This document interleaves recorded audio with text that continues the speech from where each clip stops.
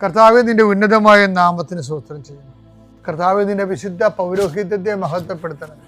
കർത്താവേ, സഭയിലുള്ള സാന്നിധ്യം പ്രകടമാക്കണമേ. 39 വർഷം ഞാൻ അർപ്പിച്ച കൃപാന്റെ യുഗതിയാൽ കൃപാസ്ഥാനത്താറെ ജീവനോടെ പ്രത്യക്ഷപ്പെട്ട പരിശുദ്ധ അമ്മയുടെ മാധ്യസ്ഥത്താൽ പിതാവിൻ്റെയും പുത്രൻ്റെയും പരിശുദ്ധാത്മാവിൻ്റെ നാമത്തിൽ ഞാൻ നിങ്ങളെ ആശീർവദിക്കുന്നു. കർത്താവേ, അങ്ങയുടെ മക്കളെ ഇന്ന് സഞ്ചരിക്കുന്ന ഓരോ വഴികളെ നീ ആശീർവദിക്കണം. കർത്താവേ, അങ്ങയുടെ മക്കൾ ഇന്ന് കണ്ടുമുട്ടുന്ന ഓരോ വ്യക്തികളിലും കർത്താവിൻ്റെ ശക്തി നിറയട്ടെ.